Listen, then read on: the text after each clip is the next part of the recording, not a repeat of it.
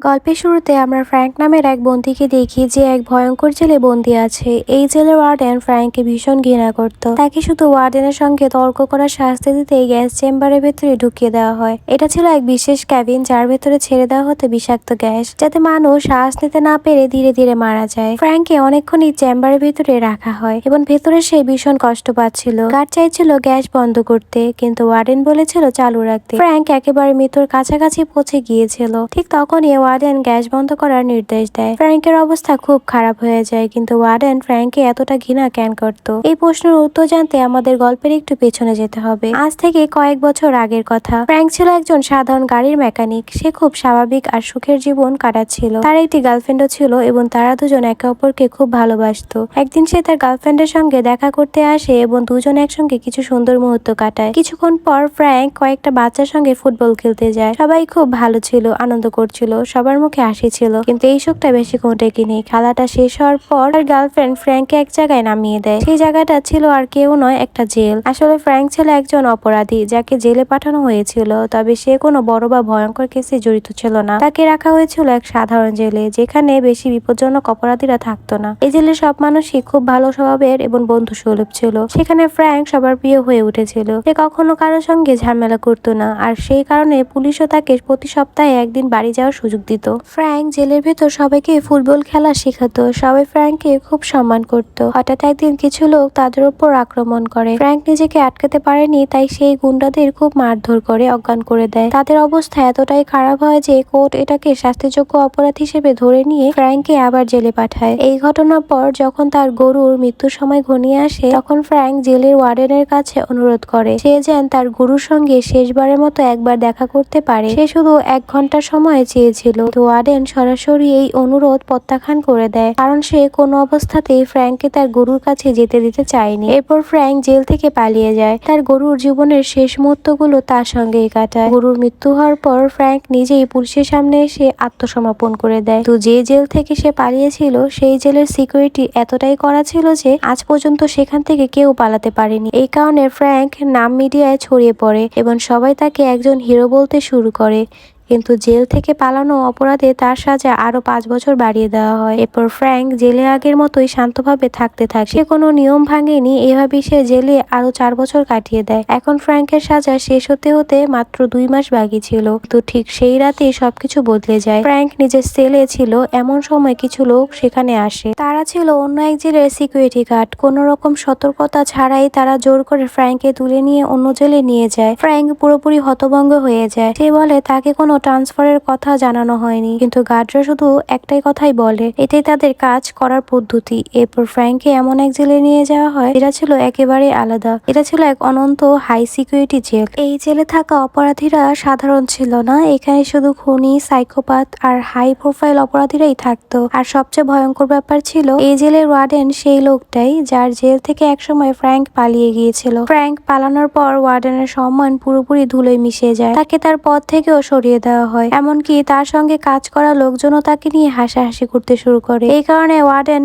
এখন ফ্র্যাঙ্কের কাছ থেকে বদলা নিতে চাইছিল। জেলে ঢোকার সঙ্গে সঙ্গে এক অফিসার ফ্র্যাঙ্ককে সমস্ত নিয়ম কানুন বুঝিয়ে দেয়। সে বলে যদি ফ্র্যাঙ্ক কোনো নিয়ম ভাঙে তাহলে তাকে ভয়ঙ্কর শাস্তি দেওয়া হবে। কিছুক্ষণ পর ফ্র্যাঙ্ককে ওয়ার্ডেনের সামনে হাজির করা হয়। ওয়ার্ডেন তখন বলতে শুরু করে, তুমি জেল থেকে পালিয়ে মিডিয়ার চোখে হিরো হয়ে গেছো, কিন্তু আমার ক্যারিয়ার তো শেষ হয়ে গেছে। একসময় আমি দেশের টপ ওয়ার্ডেনদের একজন ছিলাম, আর আজ মানুষ আমার পেছনে হাসে। ফ্র্যাঙ্ক শান্তভাবে তার উত্তর দেয়। সে বলে ভুলটা তোমারই ছিল। আমি শুধু 1 ঘন্টার জন্য আমার গুরুর সঙ্গে দেখা করতে চেয়েছিলাম। কিন্তু ওয়ার্ডেনের এতে কোনো অনুশোচনা হয়নি। তার কাছে এটা শুধু প্রতিশোধ নেওয়ার সুযোগ ছিল। এরপর ফ্র্যাঙ্ককে শাস্তি দেওয়ার জন্য প্রথম পদক্ষেপ নেওয়া হয়। গল্প আবার ঠিক সেই জায়গায় ফিরে যায় যেখান থেকে শুরু হয়েছিল। ফ্র্যাঙ্ককে গ্যাস চেম্বারে ঢুকিয়ে নির্যাতন করা হয়। এই জেলে আরো একজন ভয়ঙ্কর কয়েদি ছিল যার নাম ছিল চিকু। সবাই তাকে ভয় পেত, কারণ সে ছিল ওয়ার্ডেনের খুব কাছের মানুষ। ওয়ার্ডেন চিকুকে নির্দেশ দেয় ফ্র্যাঙ্ককে শিক্ষা দিতে হবে। সে বলে চিকু 2 মাসের মধ্যেই মুক্তি পাবে, তাই ততদিন ফ্র্যাঙ্ককে অচেতন করে রাখলেই চলবে।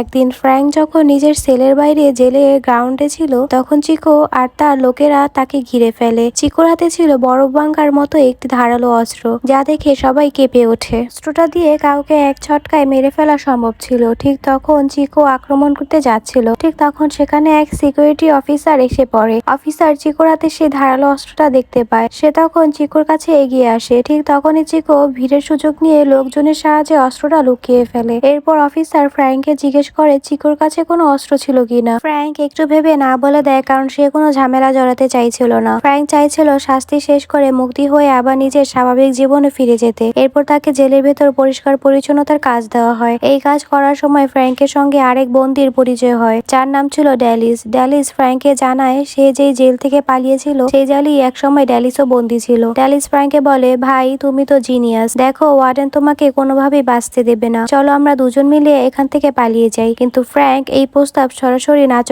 করে দেয়, কারণ তার পালানোর কোনো দরকার ছিল না। মাত্র 2 মাস পরই তার সাজা শেষ হয়ে যাওয়ার কথা। তবুও ড্যালিসের মনে সন্দেহ থেকেই যায়। সে ভাবে যদি কালই কিছু হয়ে যায়। তাই সে ফ্র্যাঙ্ককে বলে সে তাকে জেলের ভেতর মেকানিকের কাজ জোগাড় করে দিতে পারে। এই প্রস্তাব ফ্র্যাঙ্ক রাজি হয়ে যায়। ড্যালিস তাকে জেলের গ্যারেজে নিয়ে যায়, কিন্তু সেখানে থাকা হেড মেকানিক ফ্র্যাঙ্ককে কাজ দিতে অস্বীকার করে, কারণ সে এমন একজন দক্ষ কারিগর চাইছিল যাকে কাজ শেখাতে হবে না। এরপর ড্যালিস ফ্র্যাঙ্ককে নিচের আসল প্ল্যানটা জানায়। ড্যালিস বলে, আমি উপরের যে বড় পাইপটি আছে সেটার ভেতর ঢুকে পালানোর কথা ভাবছি। ফ্র্যাঙ্ক তাকে বোঝায় যে ওই পাইপের ভেতরে চাপ এত বেশি যে কেউ ঢুকলে বাঁচবে না। এই কথা শুনে ড্যালিসের মুখ পুরো ফ্যাকাশে হয়ে যায়। পরের দিন ম্যাচ হলে নতুন এক বন্দী আসে, তার নাম ছিল বিয়ানো। সে একটু সহজ সরল ছিল, কিন্তু সবাই তাকে খুব বিরক্ত করত। ফ্র্যাঙ্ক তার সাহায্যে এগিয়ে আসে এবং তার পাশে গিয়ে বসে। বিয়ানো স্পষ্ট করে বলে দেয় যে সে কোনো গ্যাংস্টারে যোগ দিতে চায় না। তারা দুজন কথা বলছিল, ঠিক তখনই এক বন্দী বরফ ভাঙ্গার ধারালো অস্ত্র দিয়ে আরেক বন্দীকে আঘাত করে মেরে ফেলে। এই দৃশ্য দেখে বিয়ানো ভয় পেয়ে কেঁপে ওঠে। ফ্র্যাঙ্ক তখন তাকে বোঝায়, তুমি যদি কোনো গ্রুপে যোগ না দাও তাহলে আজ না হোক কাল তোমার সঙ্গে এমনটাই হবে। এই কথা শুনে বিয়ানো শেষ পর্যন্ত ফ্র্যাঙ্ক আর ড্যালিসের গ্রুপে যোগ দেয়। পরের দিন চিকো ফ্র্যাঙ্ককে একটি রাগবি ম্যাচের জন্য চ্যালেঞ্জ করে। ফ্র্যাঙ্ক সেটা মেনে নেয়। এরপর শুরু হয় এক ভয়ঙ্কর ম্যাচ,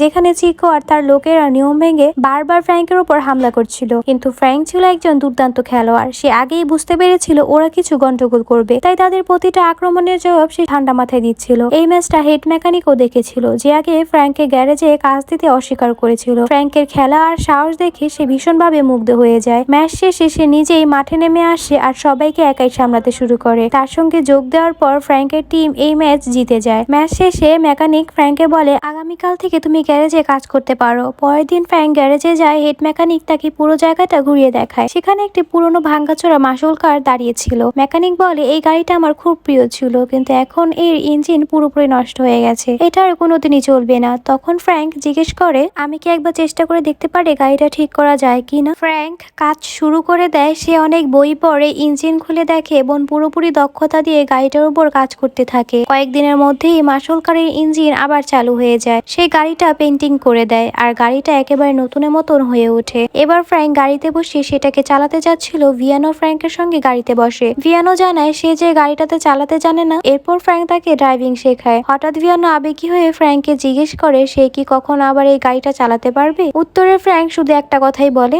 না। এই কথা শুনে ভিয়ানো কষ্ট পায় এবং জোর করে মাসুল কারটাকে গ্রাউন্ডে নিয়ে যায়। সেখানে সে গাড়িটা 2-3 বার ঘুরিয়ে আনে। গ্রাউন্ডে হেইচে শুনে ওয়ার্ডেন সেখানে এসে সবকিছু দেখে ফেলে। সে বুঝে যায় যে এই ঘটনার পেছনে ভিয়ানোই দায়ী, কিন্তু ওয়ার্ডেন ভিয়ানোকে চলে যেতে বলে, কারণ তার আসল উদ্দেশ্য ছিল ফ্র্যাঙ্কের কাছ থেকে বদলা নেওয়া। ওয়ার্ডেন চিকোকে একটি বেসবল ব্যাট দেয় এবং আদেশ করে এই গাড়িটাকে পুরোপুরি ধ্বংস করে ফেলতে। চিকো এক মুহূর্ত দেরি না করে ফ্র্যাঙ্কের সামনে মাসুল কারটা ভেঙে চুরমার করে দেয়। এতদিনের পরিশ্রম আর স্বপ্ন কয়েক সেকেন্ডের মধ্যেই ধ্বংস হয়ে যায়। ফ্র্যাঙ্কের চোখে পানি চলে আসে। এতদিনের পরিশ্রম আর স্বপ্ন কয়েক সেকেন্ডের মধ্যেই ধ্বংস হয়ে যায়। শাস্তি হিসাবে ফ্র্যাঙ্ককে একটি অন্ধকার ঘরে বন্দী করা হয়। সেখানেই শেষ নয়, তাকে মানসিকভাবে ভেঙে দিতে দিনে কয়েকবার তার চোখে তীব্র আলো ফেলা হয়, যাতে সে ঘুমাতে না পারে। যখনই তার চোখে ঘুম আসে তখনই ক্যামেরার সামনে দাঁড় করিয়ে তাকে নিজের নাম বলতে বাধ্য করা হয়। ফ্র্যাঙ্ক সবকিছু নীরবে সহ্য করতে থাকে। ধীরে ধীরে ফ্র্যাঙ্কের মানসিক ভারসাম্য নষ্ট হতে শুরু করে। একদিন কেউ যখন তার নাম জিজ্ঞেস করে তখন সে ভুল নাম বলে ফেলে। এই ভুলের পর গার্ডরা সেখানে এসে ফ্র্যাঙ্ককে খুব বাজেভাবে মারধর করতে শুরু করে। ঠিক তখনই জেলের ক্যাপ্টেন সেখানে পৌঁছে যায়। ক্যাপ্টেন সবকিছু নিজের চোখে দেখে সঙ্গে সঙ্গে সবাইকে থামিয়ে দেয়। সে বুঝতে পারে ফ্র্যাঙ্কের সাথে খুব অন্যায় হচ্ছে।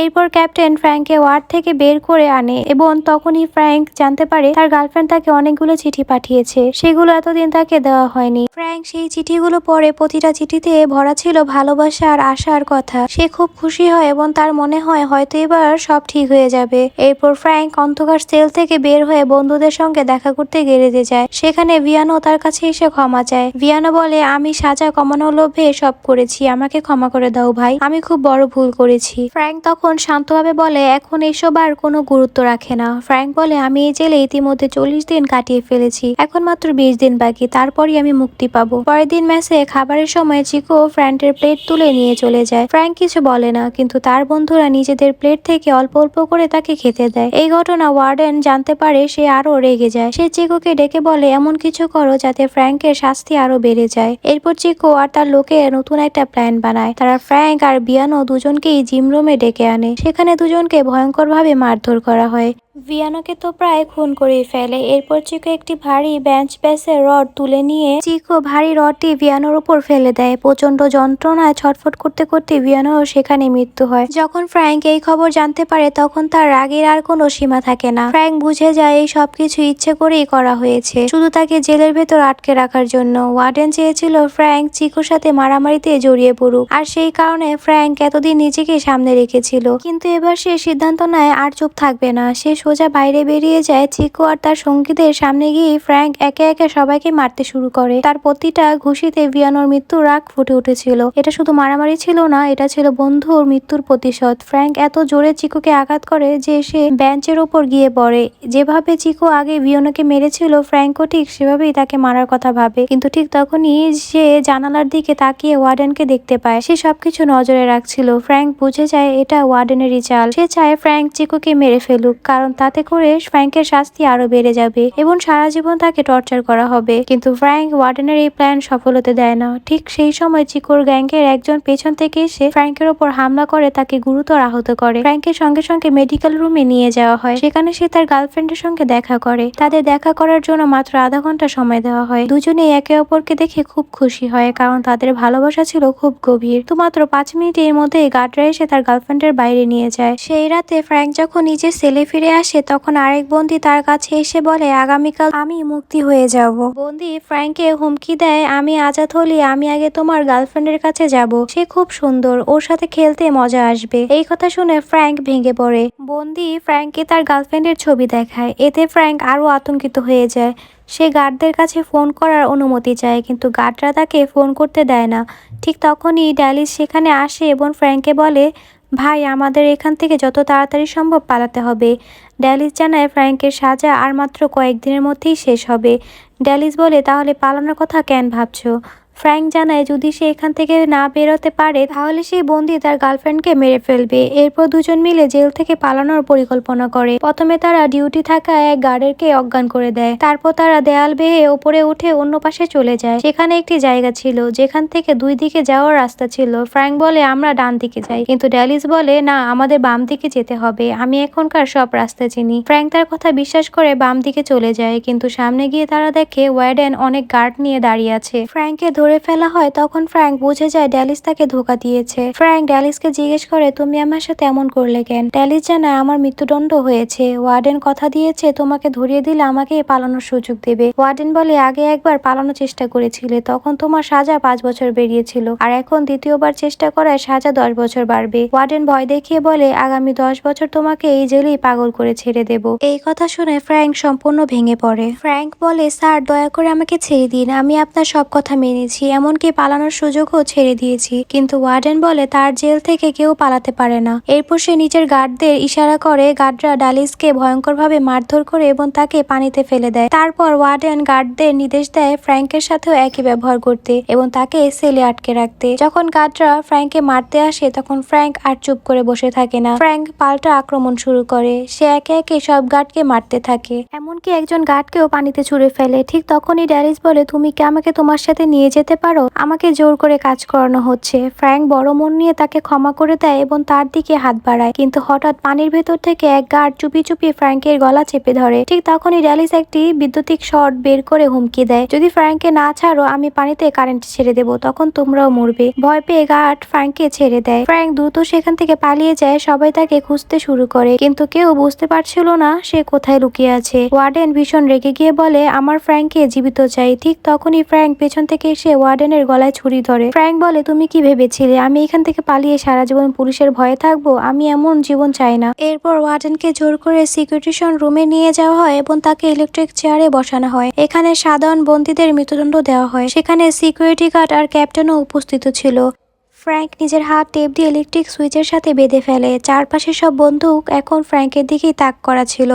ফ্র্যাঙ্ক তখন বলতে শুরু করে, যদি আমাকে গুলি করো তাহলে আমি নিচে পড়ে যাব আর আমার হাতের ওজনের কারণে এই সুইচ অন হয়ে যাবে, যার ফলে তোমার এই ওয়ার্ডেনও মারা যাবে। এই কথা শুনে ক্যাপ্টেন সবাইকে থামিয়ে দিয়ে বলে কেউ গুলি চালাবে না। এরপর ফ্র্যাঙ্ক ওয়ার্ডেনকে বলে যে তার সাথে করা সব অপরাধ সে স্বীকার করতে রাজি আছে। ক্যাপ্টেন ওয়ার্ডেনকে বলে স্যার, সত্য বলা হলে সেটাই সবার জন্য ভালো হবে। তখন ওয়ার্ডেন ক্যাপ্টেনকে সব সত্য বলে দেয়। ওয়ার্ডেন জানায় কিভাবে সে ফ্র্যাঙ্ককে ফাঁসিয়েছিল, যাতে ফ্র্যাঙ্ক জেল থেকে পালানোর চেষ্টা করে এবং তার সাজা আরো বেড়ে যায়। ওয়ার্ডেন চিৎকার করতে থাকে, কিন্তু তখনই বোঝা যায় কোনো বিদ্যুৎ প্রবাহিত হয়নি, কারণ ফ্র্যাঙ্ক আগেই ফিউজ খুলে দিয়েছিল। ফ্র্যাঙ্ক বলে, আমি কখনোই ওয়ার্ডেনকে মারতে চাইনি, আমি শুধু চেয়েছিলাম সত্য সবার সামনে চলে আসুক। এরপর ক্যাপ্টেন সৈন্যদের নির্দেশ দেয় ফ্র্যাঙ্ককে আটক করো এবং ওয়ার্ডেনকেও, কারণ ওয়ার্ডেন নিজের ব্যক্তিগত প্রতিশোধ নিতে গিয়ে অনেক আইন ভেঙেছিল। এই ঘটনার পর ফ্র্যাঙ্ককে 1 সপ্তাহের মধ্যে জেল থেকে চিরতরের জন্য মুক্তি দেওয়া হয়, কারণ তার অপর যা ঘটেছিল সবই ওয়ার্ডেনদের ষড়যন্ত্র ছিল। ওয়ার্ডেনকে চাকরি থেকে বরখাস্ত করা হয় এবং তার বিরুদ্ধে